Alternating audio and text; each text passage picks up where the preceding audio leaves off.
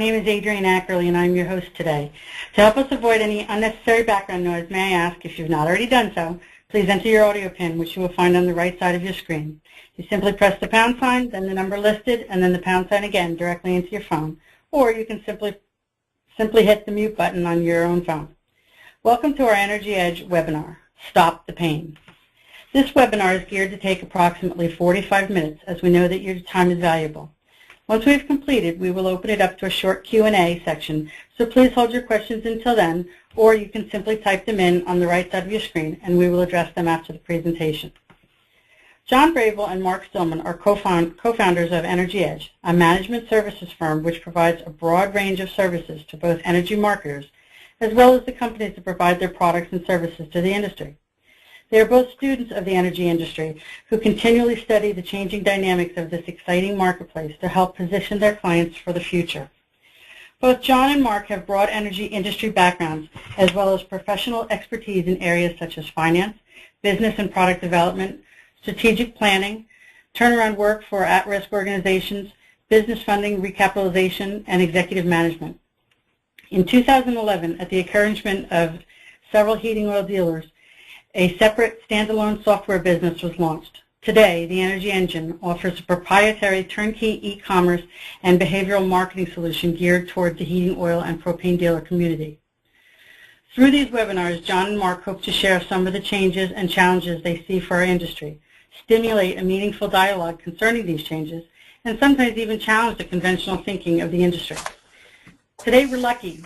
Presenting the webinar is both John and Mark. Welcome. Hey, good morning, everyone, and thanks, Adrienne, for that introduction. Mark, you there? I am, sir, right here. All right. Well, we have a lot to cover this morning, so we're going to jump right in and move along our webinars as we normally do at a pretty brisk pace, and invite everyone to follow along.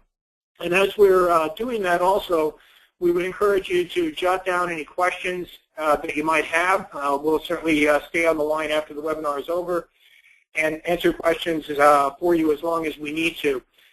Your GoToMeeting panel on the right side of your screen also has a little chat feature. Please feel free to just use that chat to enter any questions that you have. Adrienne will compile those questions during the course of the webinar, and we'll tackle those during the Q&A session as well. So with that, let's go ahead and get started and learn some of the ways that we can stop some of the pain that we're feeling. Because we know that it's certainly not getting any easier to run fuel businesses, but there are a lot of things that companies are doing to adapt to changes in our industry, and also, as we'll see in the webinar, dramatic changes that have taken place, with customers as well. So one of the things we'd like to do is kind of challenge your thinking a bit during this webinar, and see whether or not you're willing to make some of the changes that you can make to help stop some of your pain. So with that, well, if I could get the screen to advance, let's take a little bit of let's take a trip back a few years and kind of remember when selling fuel was a bit different, maybe even a bit more fun than it is today.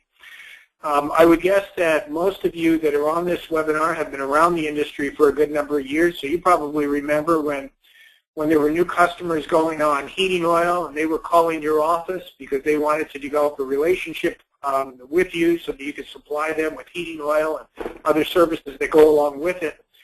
Your gallons were growing year over year. You're sure you had competition out there, but maybe that competition was a little bit easier to deal with than it is today.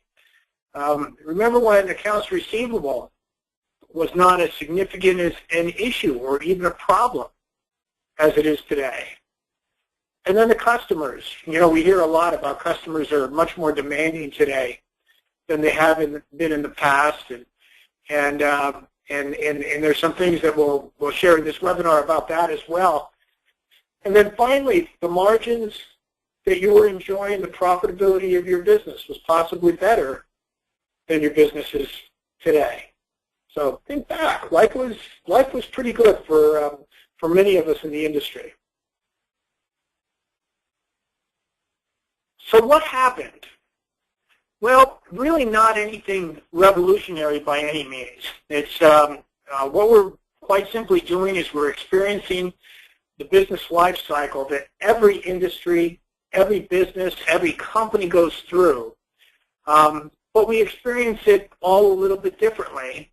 And this cycle can be longer, can be shorter, depending upon how, in fact, you do this. But if we think about this, this is the classic business life cycle.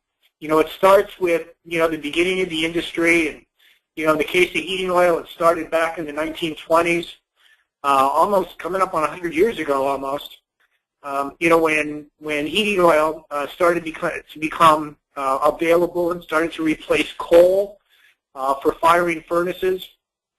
And then we experienced tremendous growth in the industry. And as you experience that growth, as any industry does, you eventually get to the point where you become a mature industry.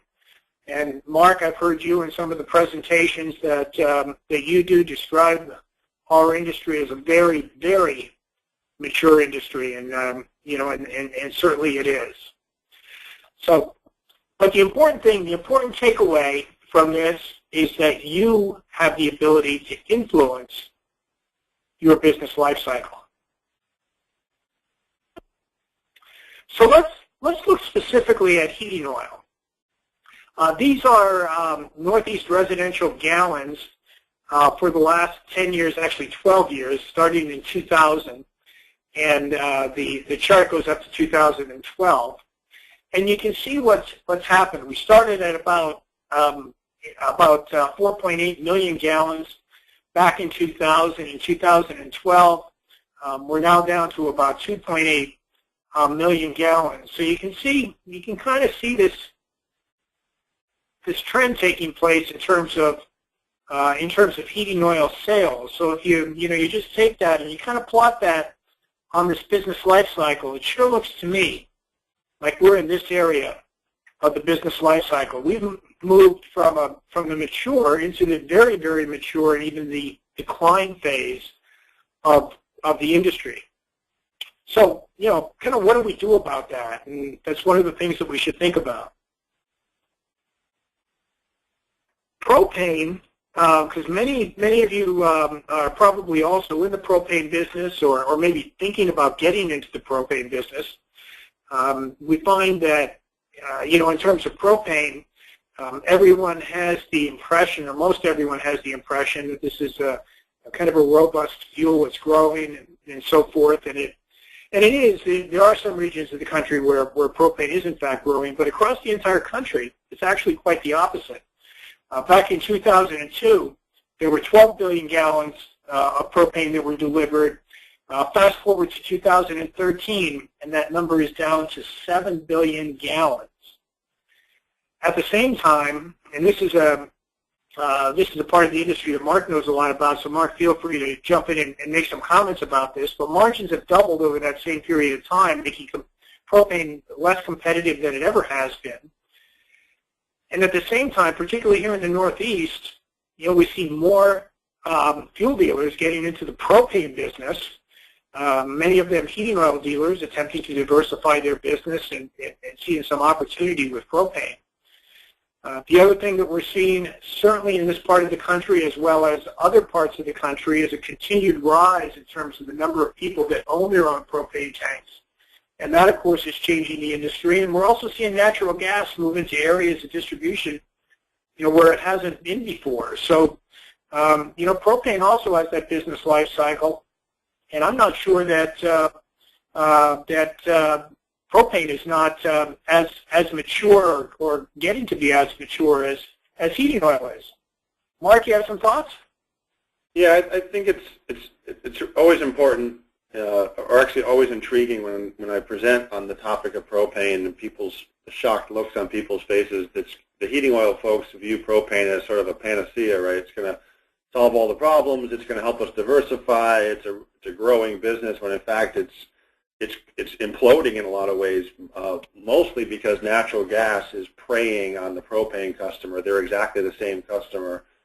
And with huge investments in infrastructure into rural areas, propane is definitely under pressure. And propane companies are very expensive to run, lots of assets, and they need huge margins. So when the volume goes down, they have to make up for it with margins. So in some ways, the baby goes out with the bathwater. You have an erosion of demand. You pump up your margins, which causes further erosion in demand. So it's a very tricky to be in right now, and a little bit surprising to some folks. So given all that backdrop in terms of where we are in the industry, what's a company to do? And if I could get this slide to advance, not sure why this isn't moving automatically, but we'll get it to go. There we go. So, as companies think about this business life cycle, there are a number of options in terms of what can be done. But certainly, the classic thing that needs to be done in the decline phase of any life cycle, or even the maturity phase for that matter, you start doing it a lot earlier. You need to optimize your business. You need to be darn good at what it is that you do, and we'll drill down just a little bit more on that as we go through the webinar. And I'm sure all of you are doing that. You need to run your operations very efficiently. You need to reduce your costs where possible. You have to be pretty darn good. Actually, you have to be better than your competition for you to extend your business life cycle as an individual business. One of the other options is number 2 there, to exit the business. And certainly we see companies doing that every year, where they just say, hey, I've had enough, or, I can't quite figure this out, or somebody else has a better idea, and I want to work with them. So you exit the business that has been built. Certainly a very viable option. We see other businesses, as hard as it is, but it's the reality of a business life cycle, is we see companies going out of business. And and certainly that's the the natural conclusion for somebody that rides all the way to the end of the business life cycle. Diversification, absolutely. We're seeing a lot of companies do it. We're seeing a lot of companies add other products and services, add other fuels, add diversified services to their portfolio. And certainly that's something that we at Energy Edge would certainly advocate as you adapt your business to changing times. One of the things, though, that a lot of companies don't think about is actually number 5, and that's actually what we're going to talk more about today, and that's actually extending the life cycle. So if you're in the heating oil business, or if you're in the propane business today, that's kind of what we're focusing on. Heating oil is specific, and propane specifically. How, in fact, can you extend that business cycle so that you have more years to enjoy the benefits of being in the business? And extending the heating cycle, or the life cycle, isn't anything that's unique to us. This is something that companies have been doing forever. You get to the point of the industry that we're in, and you say, okay, what in fact can we do better? What new strategies can we employ to actually extend our life cycle? Certainly we see some things in terms of new approaches to product formula. In our industry, certainly bioheat, biodiesel has been one of the things that's been introduced, and certain companies are in fact talking about the benefits of bioheat to their customers as a way of extending the life of their business to their customers through a new product formula. We see different pricing strategies that can be employed, not just in our industry, but any industry. In terms of how you can do things differently to be able to extend that life cycle from a pricing standpoint. We see companies that say, well, all right, let's serve new market segments. Companies go international, service new market segments. We'll talk about some other market segments here in the Northeast U.S. that are becoming more and more attractive to certainly heating oil providers, and employ different channels to sell their products to reach their customers. Just a few examples of some of the approaches and new strategies that can be employed to actually extend product life through some innovative uses of technology, positioning, pricing, marketing. One of the things that we're going to talk about at a fair degree of detail today is just the opportunity for using e-commerce to extend the life cycle. What we're going to share with you today is the actual experience of what companies are accomplishing that are using e-commerce. And we certainly see more and more companies that are getting into e-commerce or trying to get into e-commerce or kind of operating on the edge of e-commerce. So there's a lot of interest in that area, and what we're going to do is we're going to share with you some of the experience that we've had over a fair amount of time. Employing different channels we talked about as far as extending the life cycle, and certainly that applies to e-commerce, because now you're using channels using technology and most importantly the internet to be able to communicate, to be able to interact and actually engage with those customers. And we'll talk more about engagement and interactivity and how important that is to today's consumer. Serving new market segments. We refer to one of those segments, those new segments, as the on-demand segment. We make a distinction between what historically we refer to as will call and COD, because on-demand has some differences, so you'll see that. Also using different pricing strategies, channel pricing, to actually reflect maybe actual costs that you may be experiencing through a different channel and the advantages that has for you with the customer. But there's really a lot more to e-commerce as we gain more and more experience using technology and these other channels to actually serve customers in the heating oil world. Certainly very important, like we're talk about, you need to optimize your business. One of those optimizations is really being able to reduce your expenses. And e-commerce gives you the ability to do that in a very demonstrable way, and we'll share with you where that 10 cents per gallon comes from. Improving your efficiency. We have companies that are actually delivering more fuel. Matter of fact, virtually all companies that we've had the privilege to work with that are using e-commerce are delivering more gallons per drop, and they're making those deliveries faster than they have historically. And how they're actually saving customers that are otherwise thinking about exiting their business and also acquiring new customers at the same time. That's something we hear less and less about today as it's tougher to retain customers, but they're actually a good number of companies we work with that are actually growing their business and adding new customers on a very regular basis and in very significant numbers. So we'll share some of those. But before we go on, I also wanted to just kind of reiterate what Adrian mentioned as part of the introduction is, we've had, between the three of us, a lot of experience with e-commerce going back to 2000, or about 14 years now, using pretty sophisticated e-commerce to actually market fuels, and have done so quite successfully. Like Adrian mentioned, a few years ago, at the request of a number of dealers, heating oil dealers, we made a decision to build the Energy Engine, which is an e-commerce platform, a full-function e-commerce platform that we do have clients that are using in the industry. So some of the information in today's webinar comes from that experience.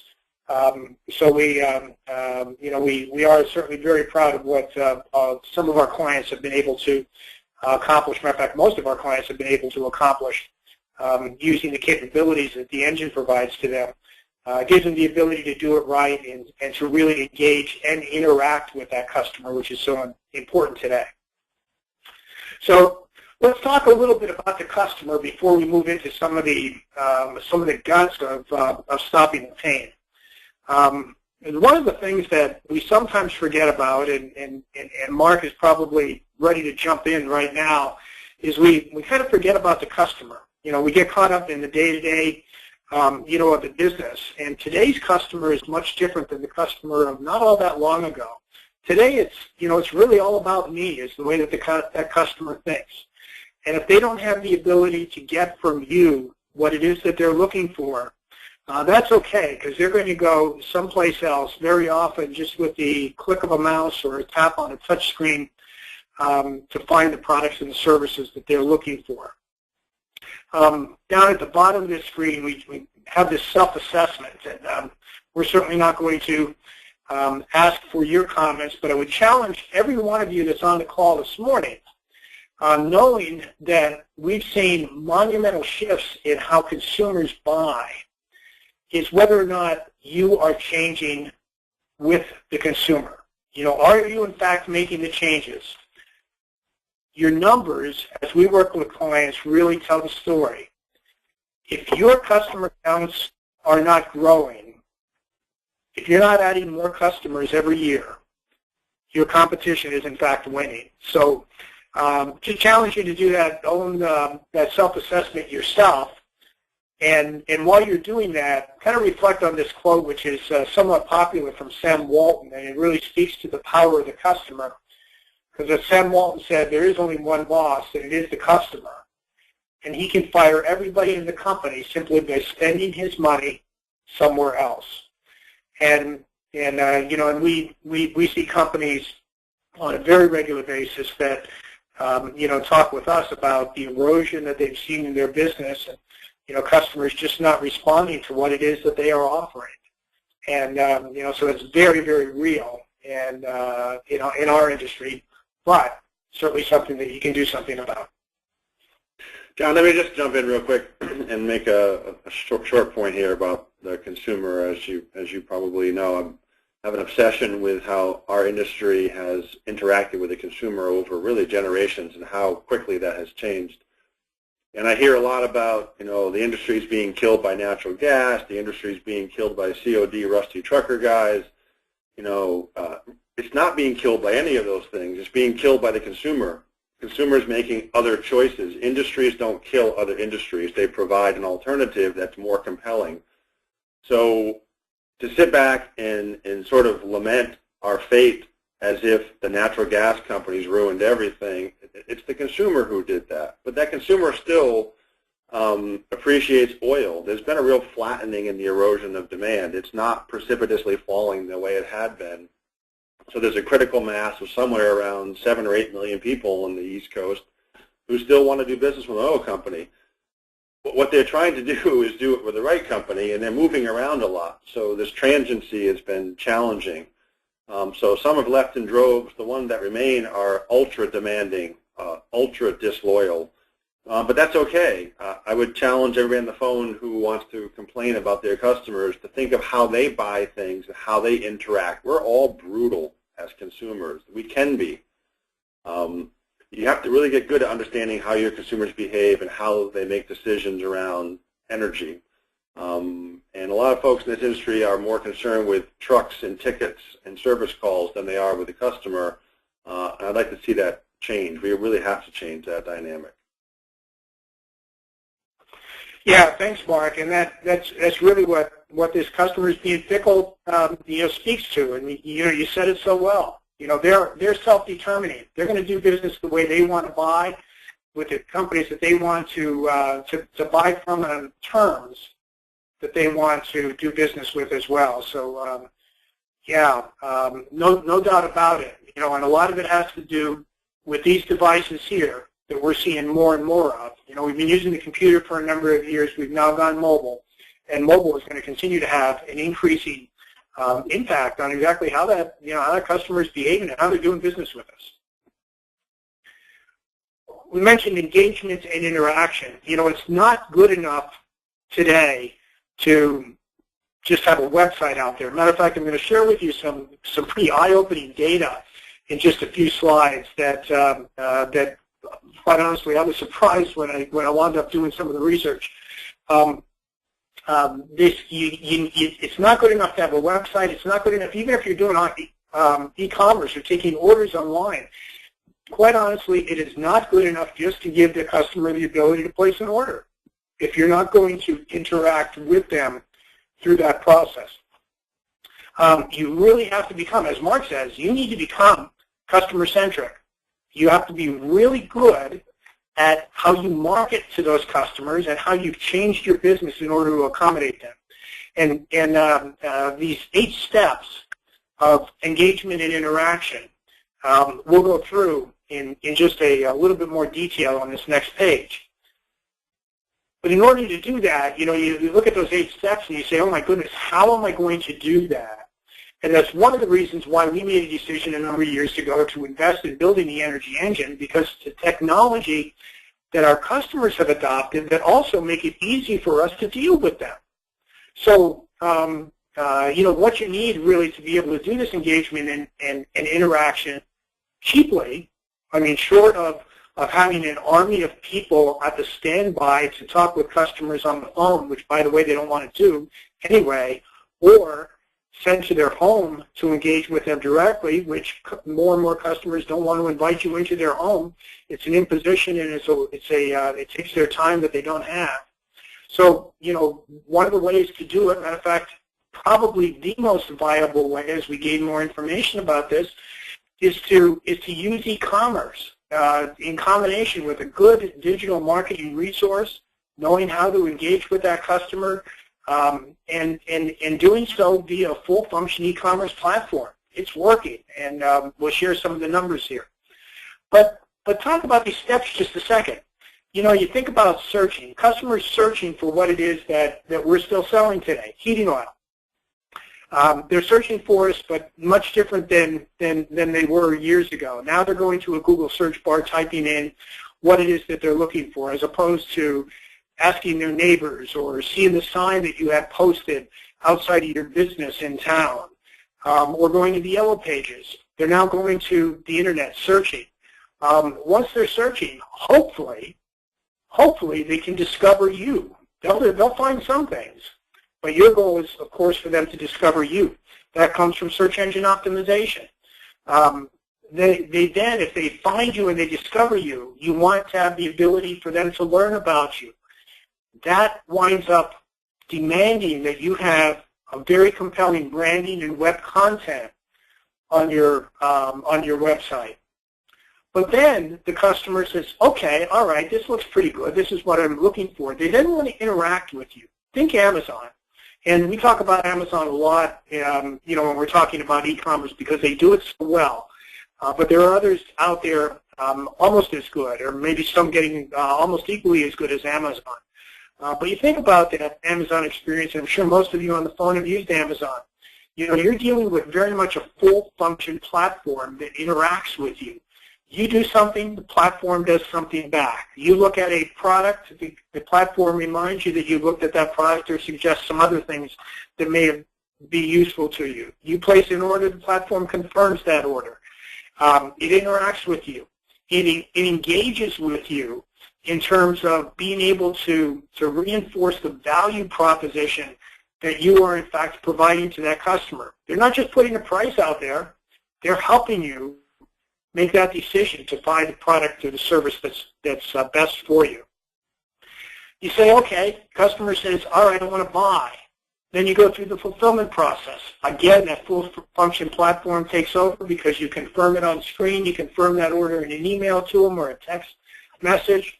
You schedule that delivery, and the customer wants to know when their order shipped or when they're going to get that delivery of heating oil. And then after that delivery is made, you want to then close the circle by going back to them and thanking them for their business and confirming all details of that order. So that they're fully informed every step of the way, and you're communicating, and you're communicating. And then you have them as a customer, you want to retain them. One of the things that always has driven me crazy about this industry is we take what we've historically thought of as our best customers, our full service customers, and we charge them the highest price and we communicate with them the least. That's one of the reasons why why we're losing full service customers is just we don't really actively do much to retain them.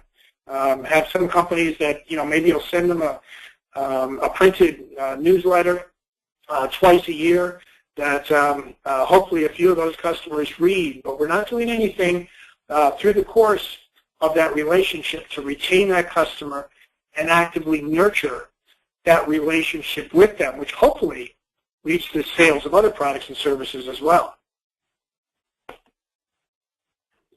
So with that said, let's stop some pain, because there is an opportunity here to grow the business for us. And as I stole this quote from Mark, the smart and courageous will survive and thrive. And it's very true, and we're seeing that happen.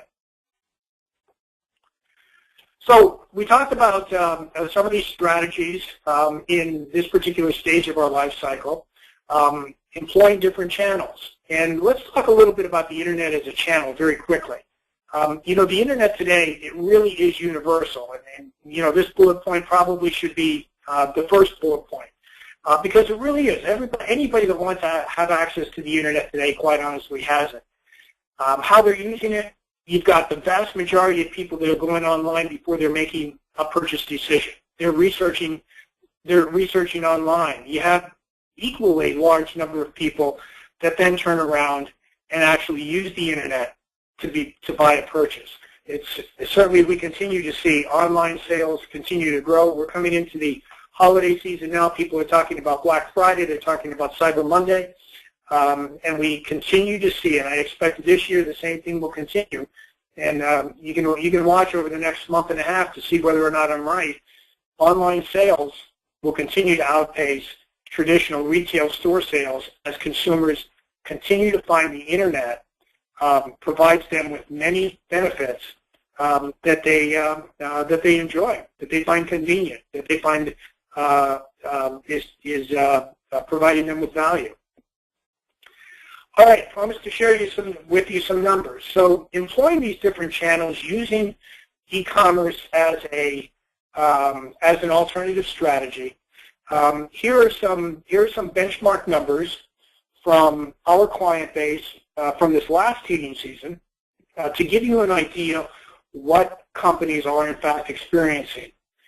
In terms of sessions, people that are coming to the website and checking out our clients, on average, their sessions were 12,000 over the course of the season, with a high, actually our best clients, actually being greater than 50,000 visitors coming. If you think about that for a second, and you kind of convert that into telephone calls, over the course of the heating season, that would be the equivalent of your phone ringing with somebody new that's checking you out and wants to know about your business about once every minute.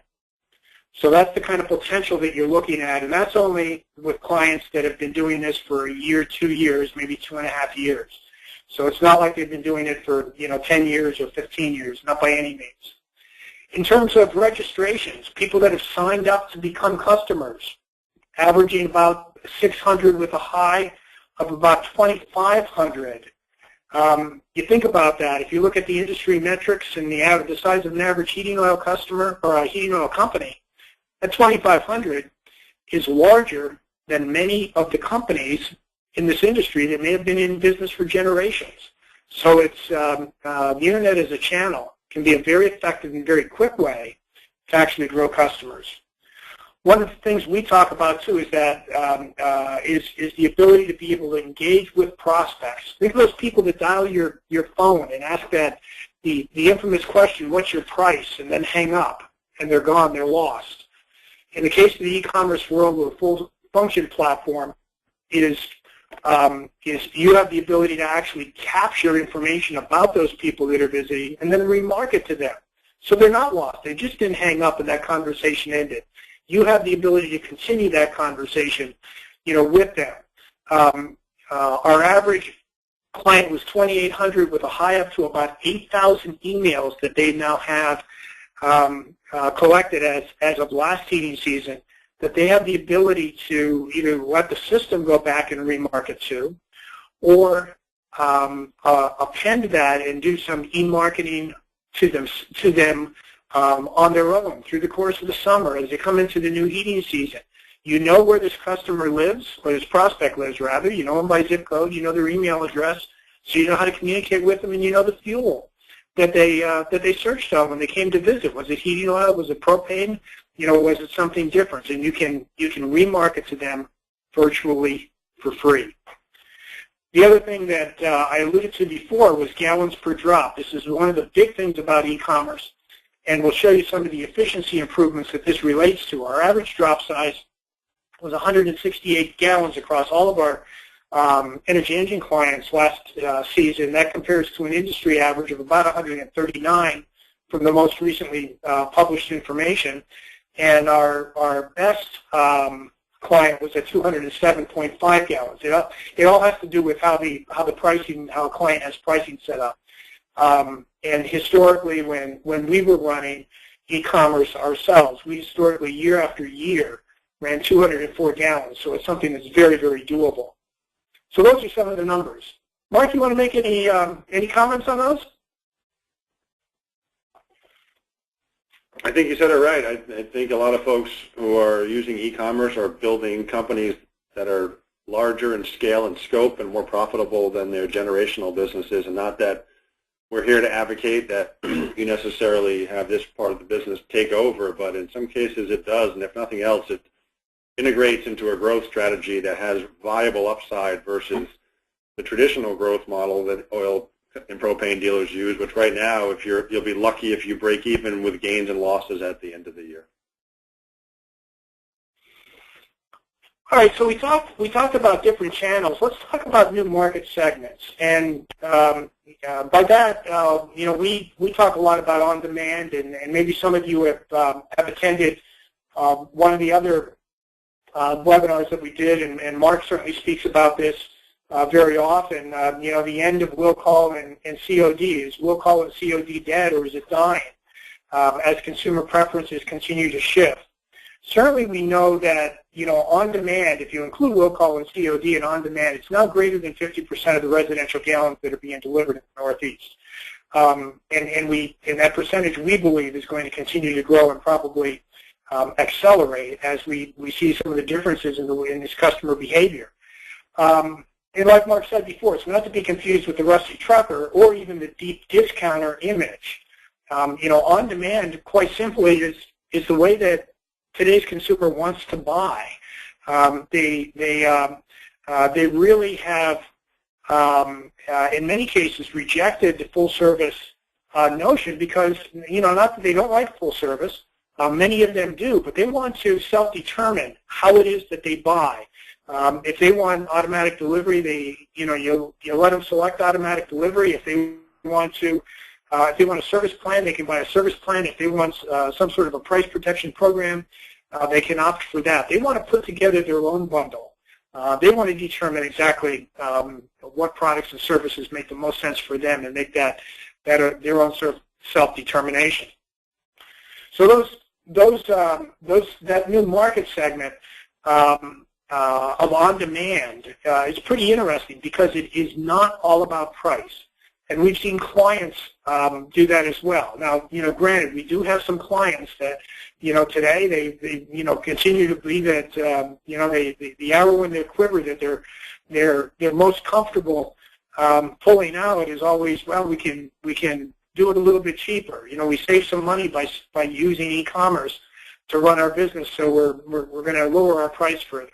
At the same time, we have some very demonstrable information from clients who have said, it's not all about price. I'm going to charge a very fair price for my e-commerce gallons. I don't have to be the lowest guy on the block, and they certainly have not been, and many of them do not, do that today. It really is much more about providing consumers with the convenience, the engagement, and the interactivity that they're looking for.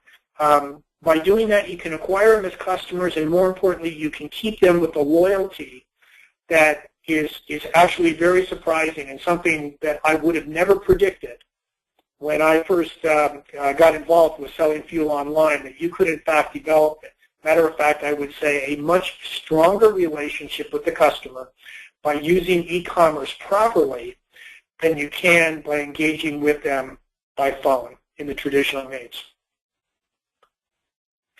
On-demand is also lower cost, and we'll show you some numbers on that, lower cost to serve than COD or will call. And on a net margin basis, the net margin that comes from an on-demand customer may be near or equal to full-service net margins. And we started to see some of our clients start to do some of that analysis a year or two back. And it looks like that number, while we don't have enough information to say that you can get there, you can get pretty darn close. So even if you get pretty darn close, there's this belief that that full-service customer that you've traditionally had is, is your best customer, and it is, in terms of margin. But that margin gap is closing, and with the use of technology, now on-demand becomes closer to parity with that full-service margin, net margin. So I mentioned reducing costs, which also give you the ability to increase your margin as long as you don't give away all those reduced costs. And today's webinar doesn't give us time to go through this at detail, but there are some increased costs that you have when you do business via e-commerce. For one, you're going to process, or at least we would suggest, every one of your orders is processed using a credit card, debit card, or some other electronic means of payment that you, in fact, can guarantee funds by. And that's going to cost you more money. In fact, that's going to cost you almost 4 cents a gallon. You also have some modest data entry additional expenses, but you have increased costs of almost 5 cents a gallon by going e-commerce. Fortunately, on the other side, if you do this right and you do it as part of a full-function platform, you now have lower costs also on the other side of the equation here. Average drop size, that 168 that we talked about, or the 207 that one of our clients is enjoying, actually reduces your cost by 3.7 to as much as 6 cents a gallon. So you can see you've already earned back that credit card processing fee in your drop size alone. You also have, you also have no bad checks. Anybody that's running any kind of COD or will call business inevitably will have bad checks.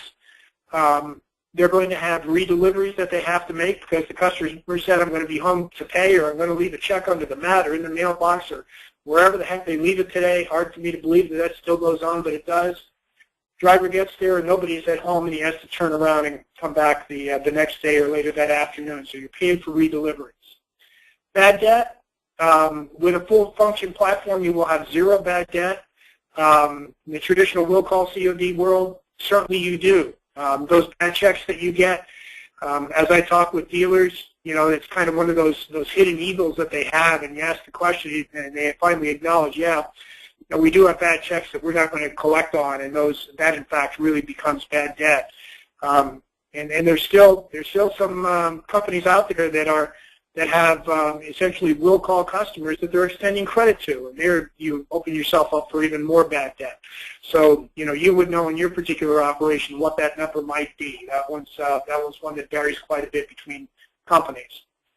One of the other things about on-demand is you actually deliver. Your drivers deliver like they're delivering automatics. Customer doesn't have to be home. The driver's going out there. He knows how much fuel to deliver. He's just he's connecting to the fill. He's making that delivery, leaving the ticket, and he's on his way. And then the last thing you have is you have reduced customer care with e-commerce, because if your system is designed properly, that customer will be able to self-serve, and reducing your customer care costs, not just on somebody answering the phone, but the ongoing customer care that's involved with maintaining customers. So you have savings that accrue to 14.5 to almost 17 cents a gallon. And we say, well, I go back this way, think of it as 10 cents. We just use the round number because everybody's business is just a little bit different. But we're in the neighborhood of 10 cents, maybe even more than that per gallon, that a good e-commerce platform will save you in terms of your operating costs.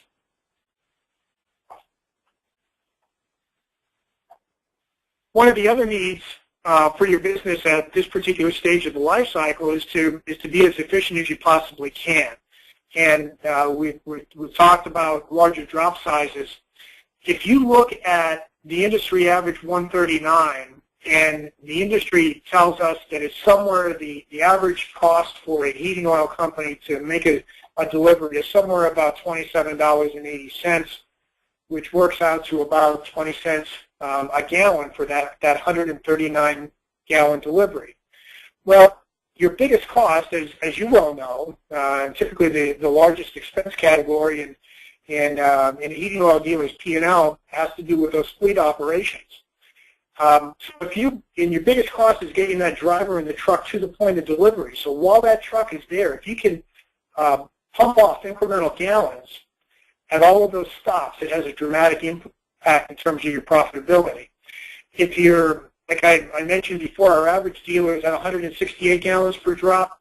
That actually translates.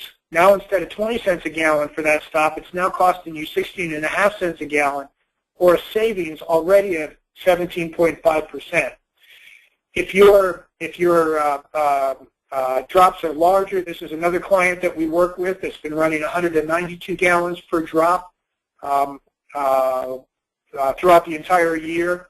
You have greater savings, and our client that is holding to the 150-gallon minimum order quantity is actually reducing their costs compared to the industry by an impressive 33% by using e-commerce. So the other thing that we find out as we work with clients is you're adding new customers with e-commerce, which in your overall business is giving you increased delivery density, which is translating to also lower fleet costs for your core business, as well as the benefits that you're getting from the e-commerce portion of your business. So e-commerce is actually helping the core business as well. And we mentioned some of these already in terms of the operational impact of on-demand versus COD. So I'm not going to go through them again. The deliver like automatics, no redeliveries, no bad checks, no bad debt, and reduced customer care. So it all ties together. Accounts receivable, bad debt, a huge issue for many companies. Friday I was with one of the, probably the premier M&A guys in the industry, and I asked him, I said, hey, of all the transactions that you're doing, how many of them have accounts receivable that these businesses are still carrying? And he looked at me with this quizzical look on his face, and he said, John, every one of them. And then I asked some specific questions because I was aware of some of the transactions that he was involved in. I said, how about him? How about him? Because I knew they worked actively to reduce their receivables. And he said, yeah, he said they made progress over the years, but their receivables were still huge. And that accounts receivable is, oftentimes one of those expenses that companies don't look at, when they're thinking about margins. And I think one of the injustices that we do to ourselves is we talk about our gross margins, the difference between essentially the rack price and your selling price, and kind of measure your performance by that. But we forget about all of the expenses that go, into that, and certainly accounts receivable and bad debt is one of those.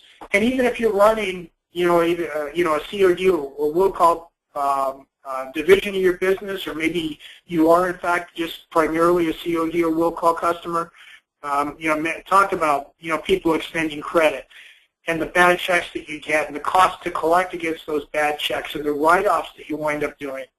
One of the rules of thumb is that if you have one delivery, just one delivery that you don't get paid on, you wind up doing the next 20 deliveries for free, so that to allow you to make up for that one that you lost. So just imagine what it's like if you can eliminate that accounts receivable.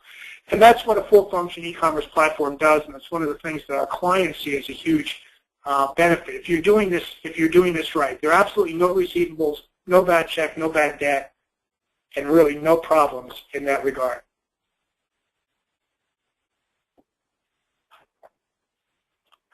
So in the last area, we'll talk about in terms of savings is on the customer service side.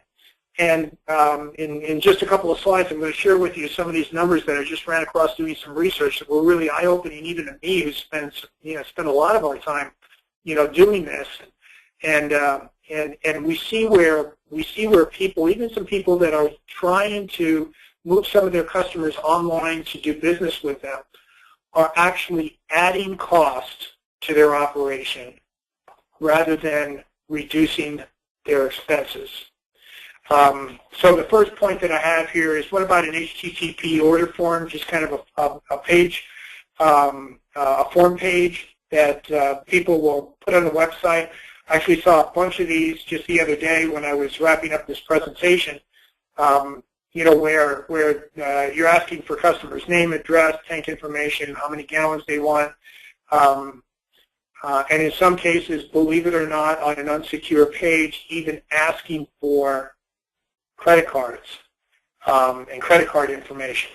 And then emailing, that form gets emailed to a customer service representative who winds up then taking that order and putting it into the system just as if they were talking with the customer on the phone, except in this particular case they may have to call them back if they didn't give them a credit card number or there wasn't something clear on the form. So they're actually adding cost as well as a huge risk as far as security goes in handling what they're thinking of as an online customer that way. But you're also doing a disservice to the customer as well, because what that customer then winds up trading on with you is quite simply price. In that particular case, it's all about price, because you're not even making it convenient for them in the most basic way. You're not letting them log in to their account the second time that they come back. You're not really allowing them to self-serve because you're not interacting with them. You're certainly not engaging with them through this process. You're asking them for information, hoping that they give it, and those that do, you know, hopefully the truck shows up and makes a delivery, and they get charged the right price. One of the key measures is, you know, we work with companies, and we have a number of clients that have kind of moved to a full function platform because they tried the other alternatives and they realized that it didn't work. And one of the ways that you can determine if it's not working is just, you know, walk into your customer service area. You know, and customers that may have engaged or tried to do business with you online, if they have to ask, what's my price? You know, what price am I being charged for this delivery? Hey, I placed an order online, but I'm not sure my order went through because there wasn't any kind of an order confirmation for them. Or they can't log into their account and see their order history to see that there's an order in there. They have to ask, when am I getting my delivery? Hey, I placed an order. I went online and I placed an order on Saturday. When am I going to get that delivery? Well, if the system's not telling it, they're going to call you, and that's just another telephone call that's increasing your cost and not satisfying the needs of the customer. Hey, what happens? I ordered 200 gallons, but I didn't deliver 200 gallons. How do I get my refund? Customers should know. Customers should understand. Their expectations should be set in terms of what happens if you know, if certain things happen. Delivering heating oil isn't all that complex, but customers, you know, there's a lot of nuance to it, and customers don't understand it. So you need to, in fact, walk them through the process, walk along their side every step of the way. When do I get my order? How much is my refund? All that information. If the customer has to ask you the question, then you're actually adding additional cost to your operation. And it's making the customer extremely frustrated. So a couple of things that we are seeing more and more, thank goodness, is we're seeing companies being transparent and interactive with the customer. Customers really enjoy the process, and matter of fact, I've been monitoring one of my clients. I've been monitoring their customer service very closely for about the last 2 months now. And you see these things happening where you know, if you set the expectations for that customer is actually much more fun to deal with. Customers responding back to even through email saying, hey, thanks so much. You know, boy, that was a quick response. That's very helpful. I didn't understand that. Set those expectations, communicate with that customer, and they really appreciate doing business with you that way, as long as you stay with them every step of the way. The other thing that you should know is your customer or your prospect. You know, I say know thy customer. When you communicate with them, speak to them. Well, speak to them by name. Your system should have their name on everything. You send them an email, it should be addressed to them specifically. You should understand if they're a prospect and you're emailing to them to invite them to become part of your business, or if they're an existing customer and the message that you send to them should be different.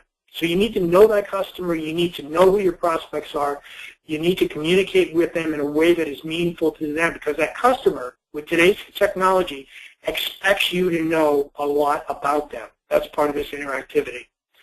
And the last thing is, you know, we say this to a lot of our clients, say this to all of our clients, Adrian knows this well, you know, make it about people. We look at websites and we see pictures of trucks all day long. The customer, you know, they value the truck because it gets the oil to them or it gets the propane to them, but really they do business with people. And even online, if you can share with them, you know, information about who the people is that they're dealing with, make your site people-friendly. You know, have pictures of people, have pictures of your office staff. Let them get to know you as real people. Sign your emails with a name. Sign your newsletters with a name.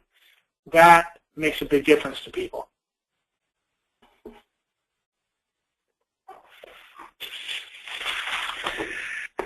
I mentioned before that you know, it surprised me over the years how easy it is to actually build strong relationships with customers via e-commerce. And I you know, reminded of the I think it was the Ronald Reagan quote. You know, it's about the economy stupid. In this case, it's really the relationship stupid. You know, it's not about the transaction. And we see companies, as more and more fuel companies start to try and engage with customers online, they're focused on the transaction. Well, heck, taking an order online, taking a credit card from a customer is kind of the easiest part of this entire process. But it doesn't do anything to build a relationship. All it is that transaction. It's not about the transaction. It's really about the relationship. It's not about the price. It's about the convenience, the engagement, and the interactivity that customer really values. So with that, I promised to share with you some information, and this, quite honestly, was eye-opening for me. I didn't expect to find these numbers. But it kind of summarizes, you know, kind of where we are as an industry, and maybe you know, some of the things that we need to think about a little bit differently. This page here, and maybe this is familiar to some of you, this is actually just a page probably taken off of the site that I believe has the highest traffic of any other site in the heating oil business. That is essentially a lead aggregation site. But I just went into one of their markets. You can actually see here, this is the small little market area, what they call northwest of Boston. And, you know, it has somewhere in the neighborhood, I forget the number, it might be 27, I think, different companies that are represented there. So anyway, I took the time to go through those 27 companies just to kind of see what they were doing. I mean, here are 27 companies that have signed up, and most of them have paid to be part of this particular lead aggregation site. So, you know, how are they in fact doing business? They're trying to use e-commerce to help their business. That's a good thing, we think. But when I looked at it, how many of them have a website? I found that only 78% of them had a website. And as Adrian knows, it's been a fair number of years ago, we did a survey, and we thought that it was only 12% of companies, heating oil companies, that did not have a website somewhere around 5 years ago. Well, this particular sample, and this is just a random sample that I picked. I just decided to pick this page because it had a, you know, a good number of competitors. 22% of them don't even have a website. They do not have a web presence. Price transparency, are they letting the customers know, you know, what their price is? And I know that's something that a lot of heating oil companies shudder about. The fact of the matter is, if Amazon did not have prices on their site, they wouldn't be selling anywhere near what they're selling today. Price transparency, we had 44% of the people, 44% of the companies listed there that provided a price online. How many of them guaranteed the price? In other words, if that customer went and placed an order, if the company had the online capability to place an order, either a form, either or a secure page, if they were at least going to that step. How many of them said to the customer, okay, here's our price today, and that's the price that we're going to deliver it to you? And the answer is only 12% of them would guarantee the price. Everybody else says, hey, prices may vary. If you placed that order yesterday and I'm making your delivery today, the market may have gone up today, so I'm going to charge you that price. Only 12% provide a price guarantee, which makes customers very, very uncomfortable. How many of them were using unsecured forms where data was at risk, or worse, were out of PCI compliance? 37% of them, better than a third of them. What percentage accepted credit cards online? Less than a quarter of them. How many of these companies were using any kind of a full-service or full-function e-commerce solution? Zero. So it gives you an opportunity how easy it is, and this slide is titled, beating your competition is easy, underlined. It really is, because that's kind of the state of our industry today. So with that, as we wrap up, 3 key takeaways. There's a lot of life left in your business by extending the life cycle, and e-commerce is certainly a viable way to do it, and it may in fact be the easiest and the least expensive strategy, because even a full-service e-commerce platform is not expensive. Takeaway number 2, you need to be better than your competition. You need to be an expert at 3 things. You need to be an expert at optimizing your operations, accepting the things you cannot control, and focus on what you can. And those are the things that we talked about. And you need to become an expert in consumer behavior and marketing.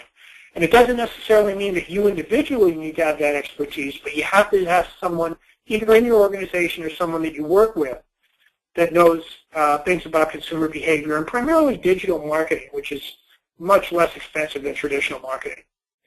And then the third and the final key takeaway, it's all about the customer and that customer self-determination, doing business with you the way that they prefer to do business. And if you can adapt to their change, the rewards are certainly there for you. So with that, before we open up and turn it back to Adrian,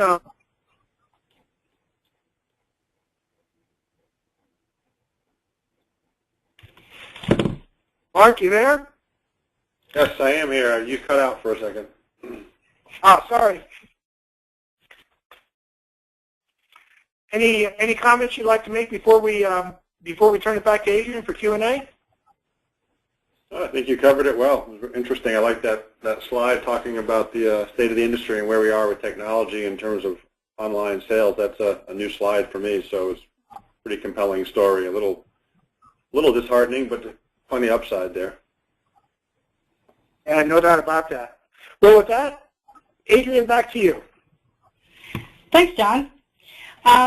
You briefly touched on the first question, but I'm going to put it out there anyway. Is setting up e-commerce or a website expensive? No, it really isn't.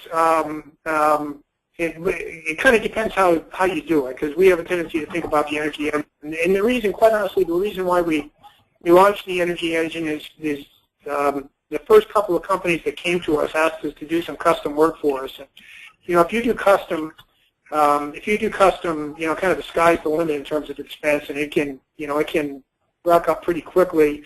Mark really, with the 3 of us, is really the software expert based on his career. He knows how expenses can go up in terms of technology, and even if you build it yourself, you then need to maintain it.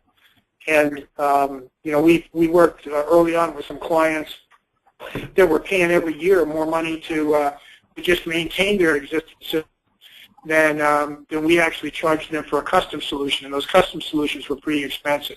If we think about the energy engine, we do it very simply. Our annual license fee for the heating oil module, as an example of the energy engine, is $5,900 a year. I think our payback on that is about 2 orders a week or so. It's a very, very low threshold for everything that you get, because you not only get the technology, but you also get this entire business system that goes along with it, and all the things that we talked about in this webinar, plus a lot of other things, plus the experience of, Mark, Adrian, and myself that continue to work with our clients, and the benchmarking and the guidance that we provide them in terms of kind of the state of the e-commerce industry for fuels. So, all that's wrapped into one low-cost fee that Adrian's very good at working with our clients to get set up in a matter of just a couple of weeks, or even sooner if the client's motivated. So no, it's much less expensive than it certainly used to be.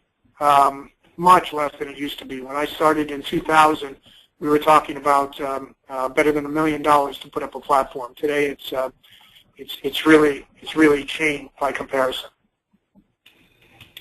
Okay, you set us up for the next one.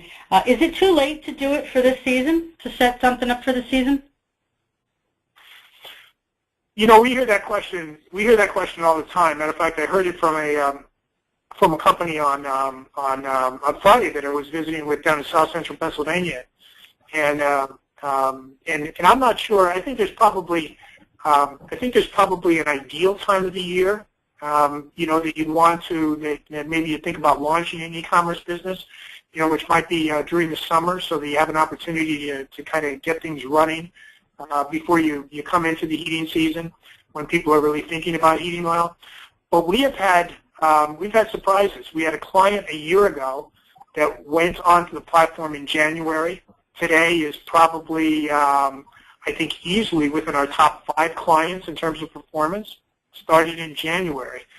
Our top client, our best performing client, called us and called Adrian, I think it was in February, and said we need to be up and running by the first or second week of March or something like that, because of some things that he wanted to do.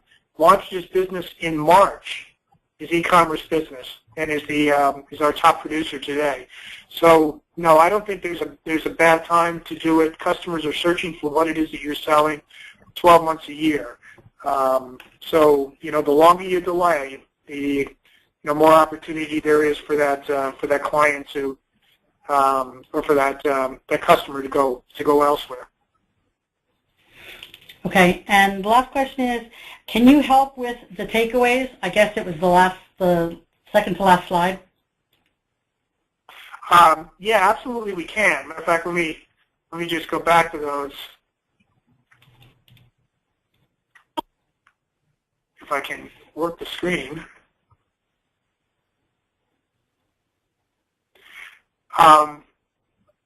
Yeah, in terms of extending the life cycle, guidance, in terms of being better than your competition and understanding the customer, we certainly can do that. One of the things that we've done since almost the beginning of time with the Energy Engine is we've provided our clients with really go live guidance in terms of how to interact with that customer, a marketing roadmap in terms of the things that really work for marketing and those that don't, to stay away from.